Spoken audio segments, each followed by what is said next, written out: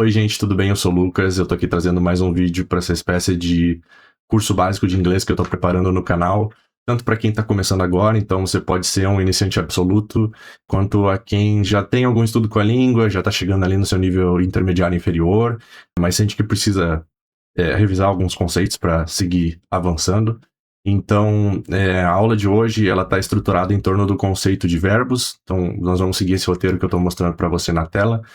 Vamos falar inicialmente, relembrar o que é um verbo de uma maneira bastante básica, ok? Depois falaremos sobre como que os verbos se organizam e são classificados em inglês, comparando com o português, que é a nossa língua materna, mas vai ser um momento breve e sem muito aprofundamento também. Vamos falar então das formas verbais mais básicas da língua inglesa, especificamente a base form e a to infinitive form, e depois chegaremos no simple present, porque o que eu quero com esse vídeo é que você seja capaz de usar o simple present competentemente, pelo menos na voz ativa. A voz passiva deixaremos para outro momento. Veremos então as estruturas afirmativa, negativa e interrogativa desse tempo verbal, que acho que podemos dizer é o mais elementar em qualquer língua, penso. E ao longo do vídeo a gente vai ver diversos exercícios, diversos exemplos. Nós vamos ter exercícios também, mas por fim. E eu vou deixar como última coisa uma task para você. E se você não estiver interessado em assistir tudo, quiser escolher certas partes, o vídeo ele vai estar dividido em capítulos, então dá uma olhada na barrinha aí do tempo. Vamos começar então, para início de conversa, para a gente poder falar sobre verbos e seguir construindo o raciocínio, a gente precisa lembrar o que é um verbo, ter em mente. Vamos conceituar muito basicamente. Então, verbo é um tipo de palavra, né? Então, como eu comentei no vídeo anterior sobre pronomes pessoais, aliás, recomendo que você veja antes desse, mas você pode começar aqui também. As palavras, elas têm sido divididas tradicionalmente em 10 classes, 10 tipos. Verbo é um desses tipos. E o que é específico, o que caracteriza os verbos? O verbo, ele é um tipo de palavra que expressa ou significa uma ação, um estado, um acontecimento, uma circunstância, etc. Então, o verbo, ele pode ter diversos significados diferentes, né? Talvez você tenha aprendido na escola que o verbo é igual a uma ação. Nem sempre o verbo tem esses outros significados que não são exatamente de uma ação, mas essa é uma boa síntese, pensar que o verbo equivale à ação, porque o verbo, ele, de certa forma, ele é o que dá liga para a frase, né? Ele é o que dá movimento, o que ele faz a frase funcionar como uma cena completa, né?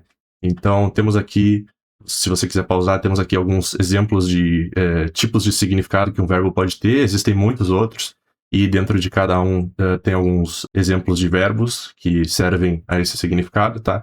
Mas então a gente pode conceituar o verbo de uma maneira razoavelmente competente aqui e boa, porque se ela faz uso de analogia, então fica bom da gente entender de uma maneira figurada que o verbo ele é o alicerce da frase, a partir do qual ela se forma e funciona, dizendo algo sobre alguém ou alguma coisa e expressando um significado minimamente coerente. Na frase, o verbo é o componente encarregado de transmitir o que se passa, ele situa e ordena informações no tempo, e se a gente não tem o verbo numa frase, a gente não tem algo acontecendo, né? A gente pode pensar, por exemplo, alguém pode se aproximar de mim e dizer algo como carro vermelho. E aí eu vou ficar olhando para a pessoa e me perguntando, sim, o que tem o carro vermelho? O que há? O que você está tentando dizer para mim sobre o carro vermelho? Então, quando não há verbo, a gente fica nessa expectativa, porque é o verbo que permite que um grupo, um conjunto de palavras se una numa estrutura como algo que pode ter algum significado minimamente coerente, né? Os verbos, vamos ver como eles podem ser classificados em inglês a partir da sua autonomia de sentido, então a partir da sua função na oração. Nós temos basicamente dois tipos de verbo. Nós temos verbos lexicais e verbos auxiliares, certo? Vamos ver o lexical. O lexical, ele é o verbo que carrega o conteúdo principal da ação, acontecimento, etc., expresso na oração.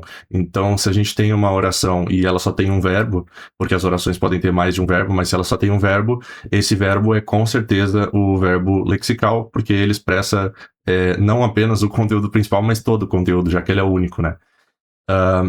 O verbo lexical ele faz referência a situações do mundo extralinguístico e por isso ele tem autonomia de sentido, então ele pode ocorrer sozinho, enquanto o auxiliar não pode.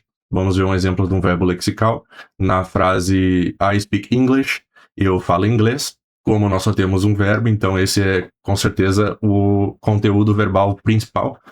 E o verbo auxiliar, por sua vez, a função dele é acrescer detalhes gramaticais ao significado de outro verbo, auxiliando esse outro verbo na expressão de uma ação, um acontecimento, etc., mais específico. Para isso, o verbo auxiliar carrega informações de tempo, modo, aspecto, voz, modalidade, etc. Então, o verbo auxiliar, ele acompanha um outro verbo, porque o verbo auxiliar ele não tem autonomia de sentido, ele não pode ocorrer sozinho, então ele é como um satélite, ele tem que estar orbitando um outro verbo, que vai ser um verbo lexical, e nessa união, nesse acompanhamento, eles formam uma locução verbal para expressar um significado mais detalhado, que o verbo lexical sozinho não consegue fazer, e o auxiliar nem pode sozinho, né?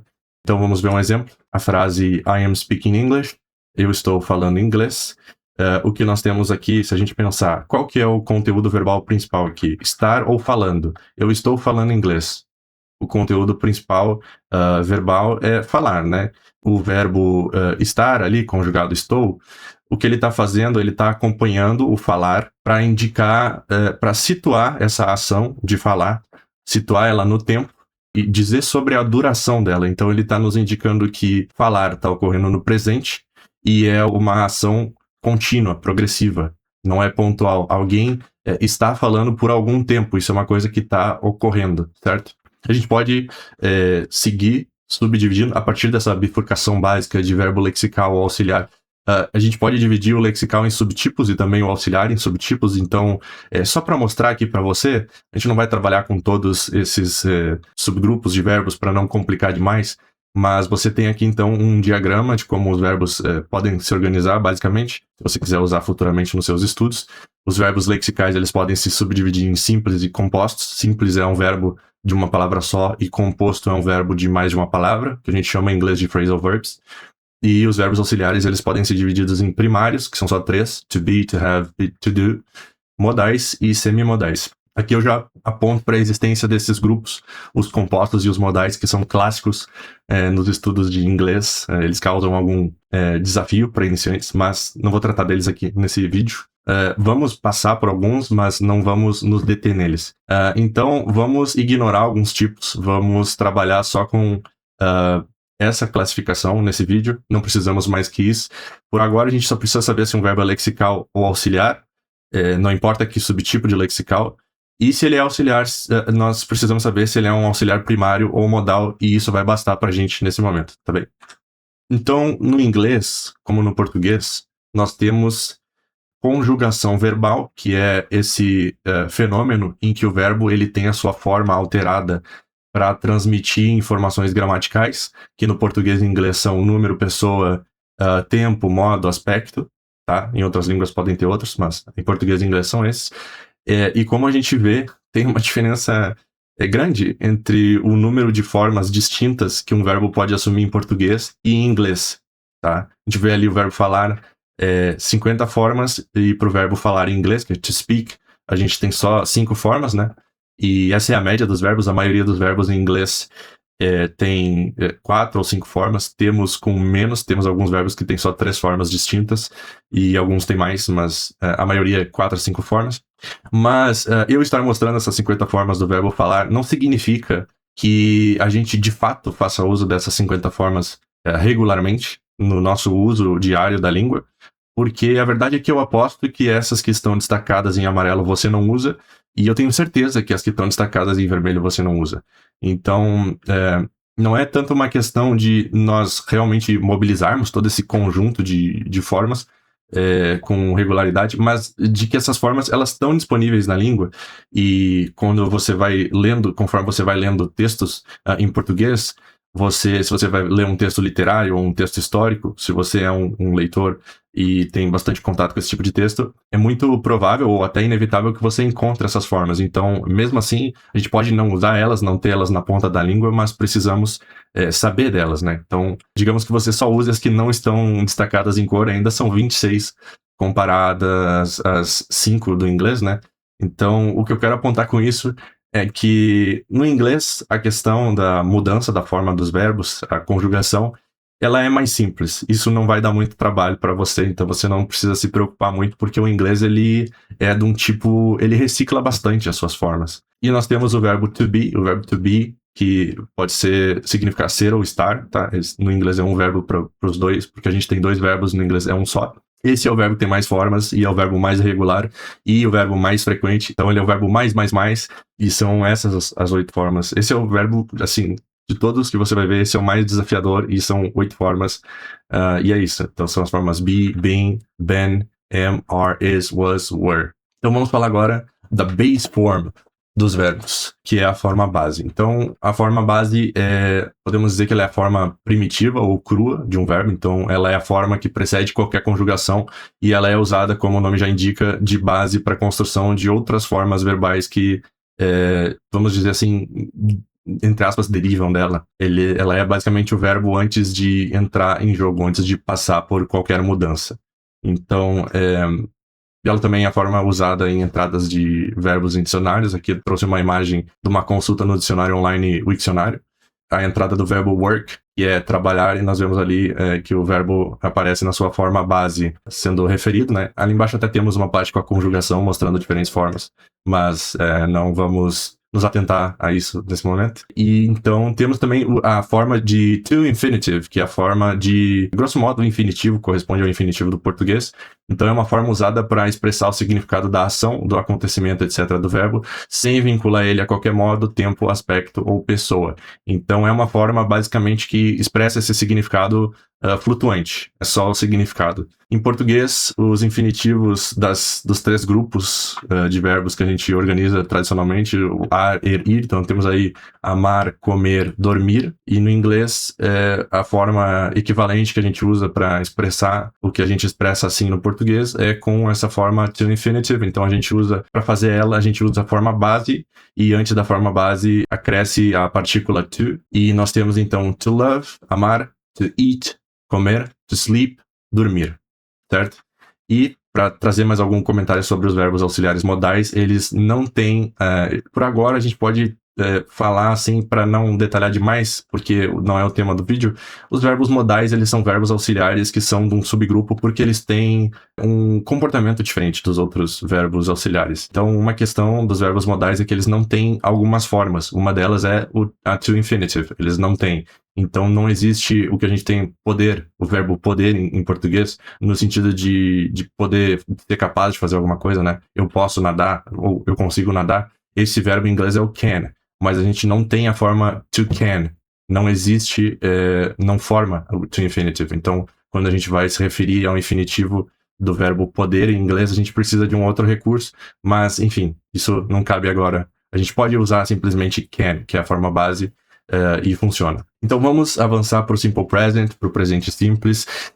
Ele é o tempo verbal usado para falar sobre ações habituais ou fatos que podem ser verificados no presente, e ele equivale ao presente do indicativo em português. Então vou trazer aqui alguns exemplos. I read a little every day. Eu leio um pouco todo dia. He lives in London. Ela mora em Londres. My brother plays the drums. Meu irmão toca bateria. Babies cry. Bebês choram. I do not speak German. Eu não falo alemão. Do you need help? Então aqui temos uma estrutura interrogativa. Você precisa de ajuda? Então o que nós vemos aqui é que o primeiro ali está expressando um significado de hábito, né? Ler um pouco todo dia. E os outros são fatos que podem ser verificados no presente. Então vamos ver as formas dos verbos no simple present. Porque para usar um verbo no simple present, ele assume uma forma específica. E isso varia de acordo com a regularidade do verbo, se ele é regular ou se ele é irregular. Verbo regular significa o quê? Basicamente o verbo, ele segue um padrão geral. E o verbo irregular é o verbo que em algum momento ele quebra com esse padrão, com essa expectativa. Então a gente precisa memorizar um comportamento especial que ele tem na hora de conjugar, né? Vamos ver então os verbos regulares primeiro. Então, para a gente conjugar os verbos no simple present, primeira coisa a gente dá atenção para a terceira pessoa do singular, porque no simple present pelo menos para verbos regulares, vai haver uma mudança na forma na terceira pessoa do singular. Então nós vamos pegar a forma base do verbo e acrescer S, ES ou IES, dependendo da terminação dessa forma base do verbo. E isso estamos falando na escrita, tá? Essa tabela está organizada com base na escrita, não na pronúncia, ok? Então vamos ver os 3 casos, quando que ganha S, quando que ganha ES e quando que ganha IES. Então ganha a terminação ES, verbos cuja forma base termina em S, Z, SH, CH, X ou consoante mais O. Então vamos ver alguns exemplos. Que termina com S, temos kiss, beijar. Na terceira pessoa do singular vai conjugar para kisses. Terminando com Z, buzz, buzzes. Terminando com SH, finish, finishes. Terminando com CH, watch, watches. Terminando com X, fix, fixes. E terminando com consoante mais O, temos o verbo do, que fica does, ok? Agora, os que ganham IS, ou na verdade, não é exatamente ganhar, a gente pega esses que terminam em consoante mais Y e troca o Y por IS. Então a gente corta o Y final e adiciona IS, são os verbos com consoante mais Y, né? Então nós temos study, na escrita fica studies, então um D, I, E, S, cry, cries, try, tries, tá? E os verbos restantes, aqueles que não se encaixam nos dois grupos anteriores, simplesmente recebem um S.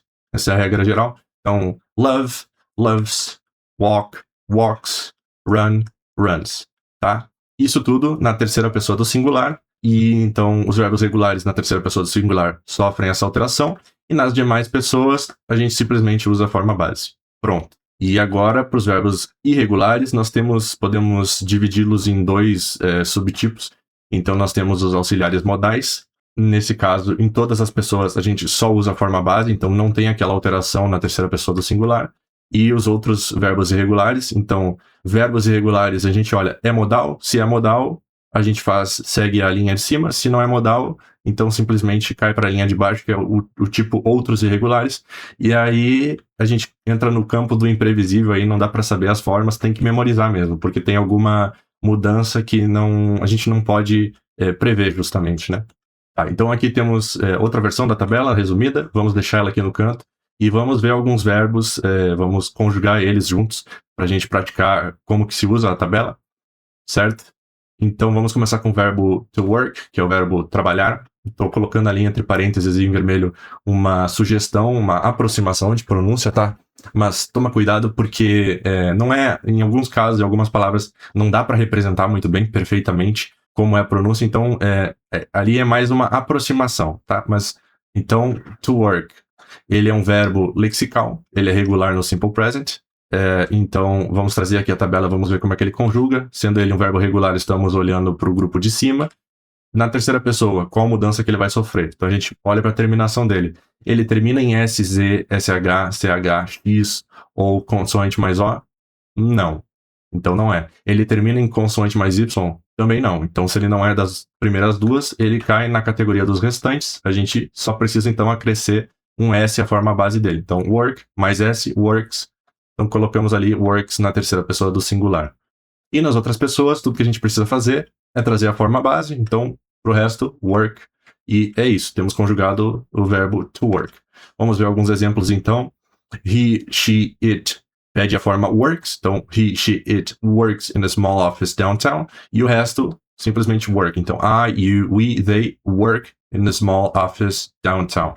Vou traduzir usando a primeira pessoa, porque ali tem vários sujeitos, eu coloquei agrupados, então eu traduzindo a frase, se estiver falando com I work in a small office downtown, eu trabalho em um pequeno escritório no centro da cidade. Vamos ver agora o verbo can, poder, conseguir, ser capaz de.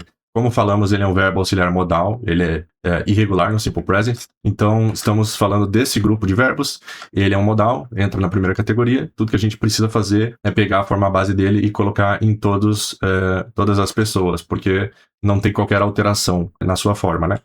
Vamos ver um exemplo. I, you, he, she, it, we, they can swim fast. Então, traduzindo na primeira pessoa do singular, eu consigo nadar rápido. Como você vê, os sujeitos ali estão todos agrupados porque eles todos usam a mesma forma, beleza? Vamos ver então o verbo to be, o verbo mais usado e mais irregular da língua. O verbo to be, que significa ser ou estar, a depender do contexto. Ele é um verbo que pode ser lexical ou auxiliar primário no inglês. No simple present, ele é só lexical. E ele é um verbo irregular e, aliás, bastante irregular. Então, estamos falando do grupo de baixo. Ele não é um modal, então ele cai na categoria de outros. Então, o que acontece? Pois é, então a gente tem que conhecer as formas de cabeça. Vamos passar aqui uma por uma. I am, you are, he, she, it is, e o resto, we are, you are, they are. Então esse é o verbo que mais tem formas. Ele tem, no simple present, ele tem 4 formas. Tá? Esse é o verbo mais desafiador, digamos assim. Então alguns exemplos, I am happy, se eu quiser falar eu, né? You, we, they are happy. Esses são os que compartilham a forma are. E he, she, it is happy. Então traduzindo na primeira pessoa, eu sou feliz ou eu estou feliz, dependendo do contexto em que a frase está sendo usada. E vamos fazer algumas outras considerações aqui sobre o verbo to be antes de passar para o próximo. Para a gente memorizar essas diferentes formas dele, a gente pode usar esse macete, esse truque para memorizar usando a palavra em português amareis. A gente tem destacado em cores ali as 3 primeiras formas. Então, na verdade são todas, né? Porque ali no plural só repete a forma da segunda pessoa do singular. Então, temos am, are, is. Então, amareis. Tá? E disse então que o ser, se a gente vai traduzir, entender o to be como ser ou estar, vai depender do contexto.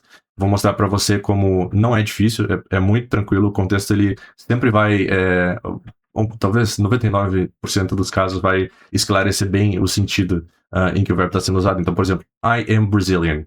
Isso quer dizer eu sou ou eu estou brasileiro, brasileira? Eu sou, né? Esse é o significado que a gente consegue depreender dessa frase. You are drunk. Você é ou você está bêbado, bêbada? Você está, né? Até porque no português a gente pode falar você é bêbado, poderíamos dizer isso, mas no inglês, se a gente fosse usar nesse sentido mais permanente, a gente precisaria de um artigo ali, então a frase ficaria diferente. Enfim, e temos também casos em que a gente pode traduzir tanto como ser quanto como estar, né? Então, mais permanente ou mais temporário. Por exemplo, a frase he is weak. Ele pode ser traduzido como ele é fraco ou como ele está fraco. Por exemplo, a gente pode dizer que ele se adoeceu e por isso ele está fraco no momento. Ele está enfermo, né? E temos também as contrações. As contrações é basicamente situações em que a gente junta 2 palavras em uma só.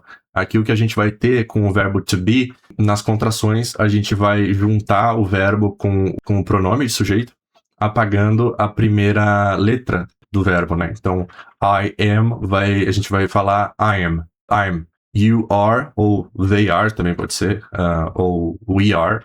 Esses que usam are, a gente vai juntar o pronome com are e vai ficar, por exemplo, you are, your. It is, ou she is, ou it is, his, she's, its, tá? As contrações, elas são muito utilizadas na comunicação corrente em inglês.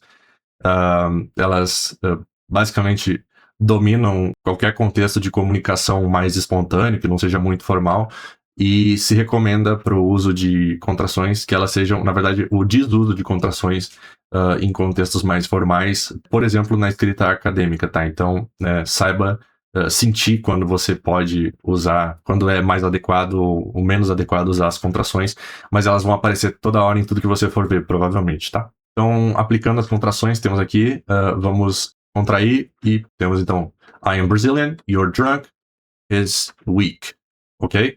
Então, vamos ver agora mais 3 verbos. Esse é o verbo to have, é o verbo ter, é o segundo verbo mais comum da língua inglesa, ok? Ele pode ser um verbo lexical ou um auxiliar primário. No simple present, ele vai ser sempre lexical e ele é irregular no simple present. Então, estamos falando de um verbo irregular que não é modal, então ele cai na categoria de outros. Precisamos memorizar as formas. Para o verbo have, na terceira pessoa do singular, ele tem essa forma um pouquinho diferente, que não é haves, é has, tá?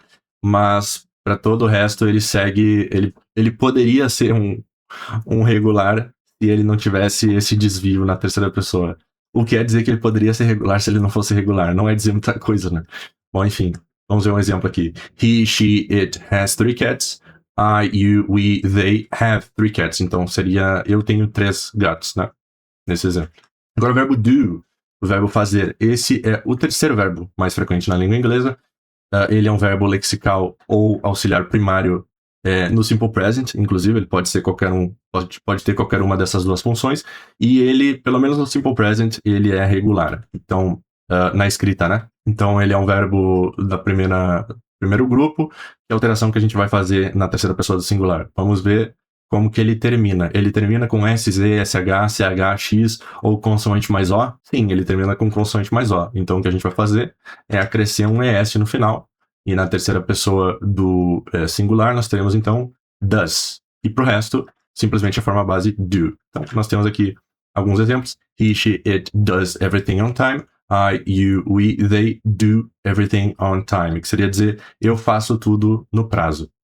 Vamos ver mais um verbo, então, o verbo to like, que é o verbo gostar de alguma coisa. No português, então, a gente vê, comparando com como era em inglês, tem uma diferença na regência, porque no português, quando a gente gosta de algo e não algo. Então, eu não falo, eu gosto do chocolate, que é exatamente como a gente faz no inglês. I like chocolate, tá? Mas no português a gente precisa dessa preposição. Então, o verbo to like, ele é um verbo lexical e ele é regular no simple present. Então, vamos ver qual que é a mudança pela qual ele passa e qual forma que ele assume. Ele termina com S, Z, SH, CH, X ou consoante mais O? Não. Ele termina com consoante mais Y? Também não. Então, ele cai na categoria dos restantes. A gente acresce um S na forma base, na terceira pessoa do singular, temos likes. O resto todo, simplesmente like, ok? Por exemplo, então, he, she, it likes Japanese food. Ou, para as outras pessoas, I, you, we, they like Japanese food. Eu gosto de comida japonesa. Então vamos passar para ver, sabemos agora obter as formas de Simple Present, vamos ver como usar elas e como são as estruturas de Simple Present. Então nós vamos ver primeiro a afirmativa, depois a negativa e depois a interrogativa. Lembrando na voz ativa, tá? Então, começando pela estrutura afirmativa, ela vai ser basicamente a seguinte. Não é muito diferente do português, essa primeira estrutura. As outras, elas mudam um pouco, mas ela é praticamente igual ao português. Nós vamos ter o sujeito e depois os verbos. E aí, os verbos a gente pode ter ocorrendo um verbo só. E se a gente só tiver um verbo, esse verbo é necessariamente lexical. Então, a gente tem que ter obrigatoriamente um verbo lexical. E pode ter um verbo auxiliar vindo antes do verbo lexical, tá? Essa é a estrutura prevista no Simple Present. E aí, sobre a forma, nós estávamos falando da forma dos verbos até agora, as regras são as seguintes. O verbo mais à esquerda, ou seja, o verbo que ocupa a posição de primeiro verbo, de V1, vai estar na forma de Simple Present, e o segundo verbo, se tiver uma locução verbal, aí a gente vai ter um verbo que vai estar na segunda posição, esse verbo vai estar na forma base, ok? Vamos ver exemplos. She speaks Mandarin. Ela fala mandarim. Aqui temos só um verbo, só o verbo lexical, e ele está no Simple Present, tá? Porque ele é o verbo mais à esquerda. Já aqui, she can speak Mandarin, ela consegue falar mandarim, o que nós temos é uma locução verbal. Então nós temos um verbo auxiliar e um verbo lexical. O verbo lexical sempre tem que ter, e quando tiver dois verbos, o verbo auxiliar vai vir antes, e por ele ser o verbo mais à esquerda, o auxiliar, ele vai estar na forma de Simple Present. No caso de can, não tem qualquer mudança na forma, mas ele absorve essa necessidade de estar no Simple Present, fazendo com que o verbo que segue, o segundo verbo, o verbo lexical, esteja na forma base. Essa é a diferença das duas estruturas, tá? Vamos ver então como é que forma a estrutura negativa. Aqui a gente já começa a ter algumas diferenças para como funciona no português. Vamos manter aquelas regras de formas verbais, elas vão valer para qualquer estrutura, tá? O verbo mais à esquerda sempre forma de Simple Present, o V1 Simple Present, V2 forma base. Então, como é que forma a estrutura negativa? Ela é formada a partir da estrutura afirmativa, tá? As regras são bem simples. A gente vai inserir o not. O not é o advérbio de negação, a gente pode traduzir ele como não. A gente simplesmente, para fazer a negação, a gente insere o not depois do V1. Mas, uma observação, antes disso, a gente tem que ver se o V1 é um verbo lexical ou se ele é um verbo auxiliar. Se ele for um verbo lexical e não for o verbo to be, for um verbo lexical diferente de to be, a gente precisa da ajuda do do. Então, o que vai acontecer? Estamos olhando para a estrutura afirmativa para converter ela em negativa. Só tem um verbo. O verbo é lexical e o verbo não é o verbo to be.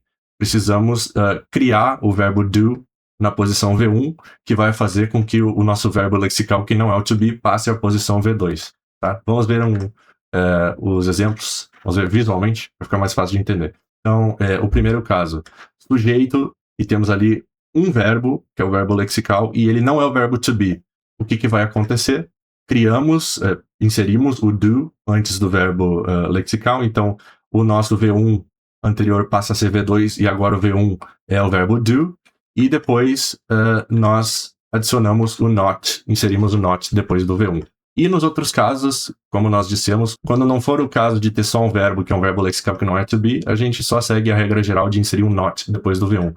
Então, nas outras estruturas, se for sujeito mais o verbo to be ou sujeito mais uma locução verbal, a gente simplesmente coloca o not depois do V1, certo?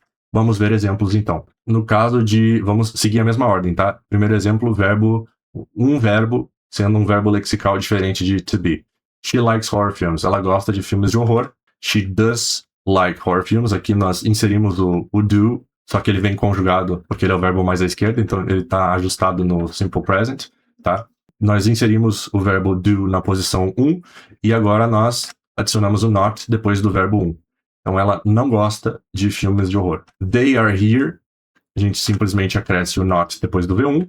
E he can swim, simplesmente acresce o not depois do V1, porque todos que não são aquele primeiro caso, só seguir a regra geral de acrescer o not depois do primeiro verbo. Ou a gente pode pensar que aquele caso especial, ele tem um passo a mais anteriormente e depois tudo segue a regra geral, tá? E temos as contrações aqui também, a gente pode contrair os verbos, o verbo to be, o verbo to do e os verbos modais, quando eles precedem, quando depois deles vem o advérbio de negação, a gente pode juntar os dois numa palavra só, e aí a gente vai cortar o O e vai juntar essa forma, a gente indica ali com o apóstrofo que a perda da vogal e junta tudo numa palavra. Então, olhando ali no quadro, os exemplos na coluna direita, she does not, they are not, he cannot, vão se tornar she doesn't, they aren't, he can't, tá?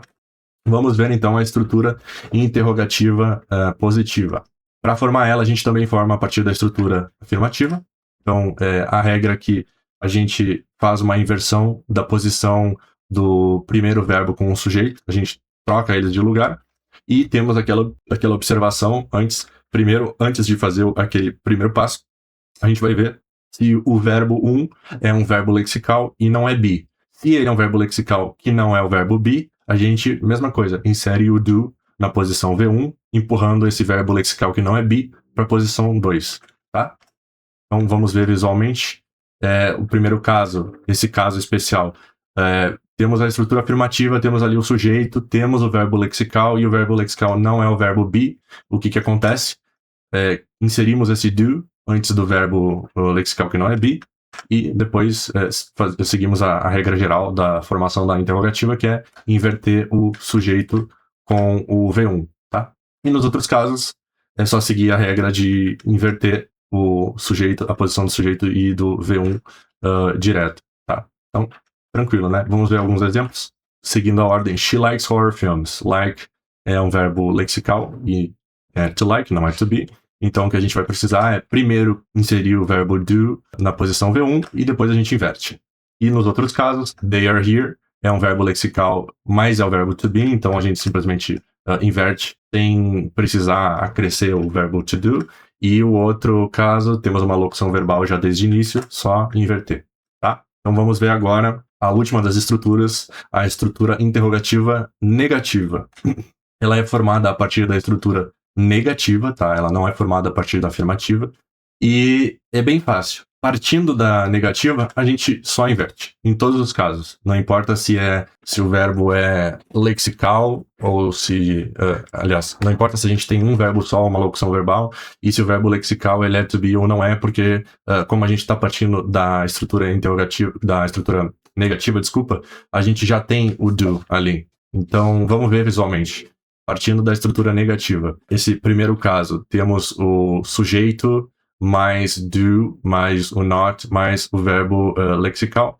A gente simplesmente inverte. Bom, eu acho que eu coloquei tudo junto aqui porque realmente para formar essa estrutura não faz diferença. Não tem mais aquele passo extra para quando o verbo lexical não é be, né? Então, em todos os casos, a gente inverte o V1 e o sujeito, tá? Vamos ver alguns exemplos. She does not like horror films. Simplesmente invertemos. Does she not like horror films? They are not here. Are they not here? E he cannot swim. Can he not swim? Agora vamos observar o seguinte, para essa estrutura interrogativa negativa, a gente pode fazer essa contração em que a gente vai ter a gente pode ver ali na coluna da direita, temos o quê? O V1, o sujeito e depois o advérbio de negação not. O que a gente vai fazer, ou o que a gente pode fazer, e é bastante comum, é fazer essa contração em que a gente pega esse advérbio not, que está ali depois do sujeito, e traz para antes do sujeito. Então, junta ele com o V1. Ele vai colar no final do V1, seguindo aquela regrinha de como a gente está apagando a vogal. Na hora de contrair, a gente indica isso com um apóstrofo. Então, vamos ver ali na coluna direita. Does she not? Are they not? E can he not? Vamos passar a doesn't she? Aren't they? Can't he? Tá? Então, essa é a mudança pela qual eles passam. Vamos então agora a alguns exercícios, porque é muito importante praticar, né? Quando estamos falando de língua, você precisa colocar à prova o que você aprendeu, o que você viu teoricamente, para poder automatizar essas estruturas, né? Então, nesse primeiro exercício, aqui está o vocabulário que talvez você precise para entender as frases. Eu quero que você complete os espaços vazios com a forma de simple present adequada dos verbos indicados entre parênteses. Eu vou ler aqui para você ter um contato com a pronúncia, mas eu vou ler com o verbo na forma base ali, entre parênteses mesmo, tá? Antes de você conseguir você trazer a resposta certa. Então, número 1, we be best friends. Nós somos melhores amigos. Somos, no caso, a forma que você vai ter que encontrar. He always do his homework. It may rain today. She be excited for the concert. Tá? Então, vou dar aí um tempinho para você. Pausa o vídeo. Resolve. Vou contar aqui, fazer uma contagem regressiva. 3, 2, 1. E vamos resolver, então. Então, we be best friends. Qual é a forma do verbo to be para we? Nós, primeira pessoa do plural. We are best friends. He always does his homework. Então, o verbo to do é um verbo regular no simple present. Então, como he é terceira pessoa do singular, he, she, it, ele passa por aquela mudança regular. No caso do verbo to do, ele ganha o acréscimo es, tá? It may rain today, tá? Cuidado aqui que não é it may rain today, apesar de it ser terceira pessoa do singular. Aqui nós estamos tratando de um verbo modal. Verbos modais, lembrando, não sofrem qualquer alteração em sua forma no simple present. Então, it may rain today. She be excited for the concert. She is excited for the concert. Tá? Terceira pessoa do singular, verb to be é is. She is. Tá? Então, agora nesses exercícios eu vou pedir para você, eu entrego a estrutura afirmativa e eu quero que você converta numa negativa. Novamente temos ali embaixo o vocabulário que você pode precisar para resolver o exercício. Eu vou ler aqui então. He is funny. I must go now. She likes pop music. You drink coffee every morning. Então, resolva aí, pause. Eu vou contar 3, 2, 1. Vamos ver então. He is funny. He is not funny. Então, a regra geral da negação é só trazer para depois do V1 o not. A gente só precisa ter cuidado especial quando o V1 ele é um verbo lexical que não é o verbo to be. O que não é o caso aqui, o nosso verbo V1 é um verbo lexical que é o verbo to be. Então, he is not funny. I must go now. I must not go now. Então, simplesmente acrescendo not depois do V1, porque temos um verbo modal, né? Must é um verbo modal. He likes pop music. He does not like pop music, porque aqui o verbo to like, o nosso V1, ele é um verbo lexical e ele não é o verbo to be, então ele precisa da ajuda do do. Então a gente insere o do na posição V1, conjuga o do certinho para estar no simple present e para fazer a negação daí só acrescer o not depois do V1. You drink coffee every morning. You do not drink coffee every morning. Mesma situação do número 7, esse número 8. Só a diferença é que, como a gente está falando agora, não mais she ali no 7 é terceira pessoa do singular, então o do passa por aquela mudança regular e se torna does. Aqui não, aqui em todas as outras pessoas o do se mantém na forma base, né? Então, a forma simple present dele é igual à forma base. Então, you do not drink coffee every morning. Agora, a partir da estrutura afirmativa, eu vou pedir para você formar a interrogativa positiva, tá? Vou ler de novo, são os mesmos 4, ó. Mas eu vou ler mais uma vez. He is funny, I must go now, she likes pop music e you drink coffee every morning. Então, como que fica como uma estrutura interrogativa? Vou contar contagem regressiva 3, 2, 1 e vamos resolver então. He is funny, is he funny? Então, a regra geral da formação da estrutura interrogativa, inversão V1 sujeito, né? O sujeito que estava no início passa para a posição número 2 e o verbo, o V1, que estava na segunda posição da frase, ele passa a ser a primeira palavra da frase, tá? Menos quando nós temos o V1 sendo um verbo lexical que não é o verbo to be, o que não é o caso aqui. Então, simplesmente inversão. I must go now, mesma coisa. Simplesmente inversão porque o nosso verbo V1 é um verbo modal. Agora, he likes pop music. O nosso V1, ele é um verbo lexical e ele não é o verbo to be, então nós vamos precisar primeiro usar do mecanismo de criar, inserir ali o do e depois fazer a inversão. Então a gente vai ter entre o she e o likes, entra o do ali e depois a gente troca de lugar o she com do, então vai ficar does she like pop music? Porque o do, ele está se adequando à terceira pessoa do singular, que é o she, então ele conjuga, e não é do, é does, né? You drink coffee every morning, mesma coisa, nosso V1 não é, o nosso V1 é um verbo lexical, não é o verbo to be, passa por tudo isso de novo, insere o do, faz a inversão, conjuga certinho, do you drink coffee every morning? Agora, nessa última leva de exercícios, temos aí essas frases, e eu vou pedir para você indicar, entre parênteses, se ela está correta ou incorreta, e se ela estiver incorreta, vou pedir para você corrigir, passar ela para a sua forma correta, tá? Então, vamos ler. Andrew and I works together. Does Tom watch TV at night? My cat does not sleep on the sofa. And they lives in a small apartment. Então, eu li com... Algumas têm erros, né? Eu li com erro mesmo, mas vamos ver. Então, vou dar o tempo para você resolver. Pause e resolva. 3, 2, 1... Então, vamos avaliar a primeira. Andrew and I works together. O verbo to work, ele é um verbo lexical e ele é um verbo regular, o que significa que na terceira pessoa do singular ele precisa passar pela mudança de receber o S no final. Só que o sujeito, ali a gente não tem um sujeito na terceira pessoa do singular. O que a gente tem é Andrew and I, que é Andrew e eu. A gente pode trocar Andrew and I por we, né? Estou falando de Andrew e eu, estou falando de nós, we. Mas we é a primeira pessoa do plural e, como nós vimos, toda pessoa que não é a terceira do singular, nesses casos, a gente simplesmente faz a forma de simple past de simple present sendo idêntica à forma base. Então, o work não deve sofrer alteração. Fica Andrew and I work together. Does Tom watch TV at night? Essa está correta. Porque Tom, apesar de ser um nome próprio, ele é um sujeito em terceira pessoa do singular, né? A gente pode substituir Tom por he, e aí a gente teria he watches TV at night, mas aí como a gente está formando a interrogação, a gente precisa inserir o do na posição V1, porque o watch é um verbo lexical. O V1 seria um verbo lexical que não é to be, e aí depois faz a inversão, teríamos does Tom watch TV at night. Então, certinho. Mesma coisa, na verdade, tá correto também. Mesma coisa, mas não é uma interrogação agora. O que acontece é uma negativa, né? My cat does not sleep on the sofa. Porque a gente teria essa partida afirmativa, my cat sleeps on the sofa. E aí a gente teria como V1 sleep. To sleep é um verbo lexical que não é o verbo to be. Então a gente precisa do mecanismo do do, e o do entra ali conjugando no simple present. E temos my cat does not sleep on the sofa.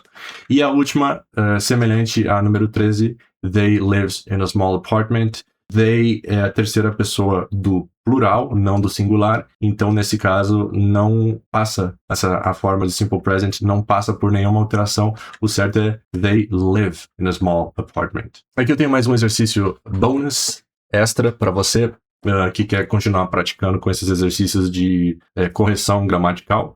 Eu não vou resolver ele em vídeo, vou deixar no final do vídeo a imagem das respostas, tá? Mas basicamente o que nós temos aqui, 3 colunas. Coluna da esquerda traz estruturas afirmativas, coluna do meio, estruturas negativas, e a terceira coluna estruturas interrogativas, e o que se pede aqui é que para cada linha, cada frase, você produza as 3 estruturas, tá? Então é só completar basicamente os espaços vazios ali. E agora, passemos então aqui o vocabulário que você pode precisar para resolver o exercício aqui. E passemos então para task. Então vou pedir agora para você, tendo praticado, na verdade você deve continuar praticando, né? Não é o suficiente esses poucos exercícios que eu trouxe. Você pode pesquisar mais exercícios de correção gramatical na internet, mas para sair um pouco disso e trazer uma situação em que você precisa colocar a língua em uso, de fato, usar da criatividade, temos essa proposta de tarefa em que eu vou pedir para você produzir, convido você, né, a produzir nos comentários, se quiser, um pequeno parágrafo de pelo menos 10 frases simples, se apresentando e falando de si usando o tempo verbal simple present na voz ativa, que é a voz em que estudamos aqui no vídeo. Você pode descrever alguns de seus gostos e desgostos, habilidades que você já desenvolveu ou ainda está desenvolvendo, passatempos, hábitos, ocupações rotineiras, objetivos pessoais ou profissionais, planos, sonhos, etc. Aí vou pedir para você também incluir algumas frases negativas para praticar essa estrutura num contexto de produção textual, né?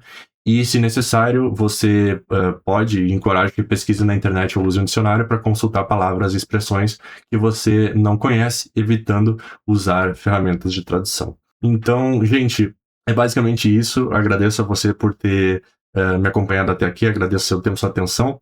Se você achou que esse vídeo ajudou você, foi útil, e se você quiser, deixe um like. Vou pedir também, você pode compartilhar esse vídeo com alguém que esteja aprendendo inglês e pode gostar de passar por essa lição, de reforçar esse conceito. Então é isso, obrigado, gente. Tchau.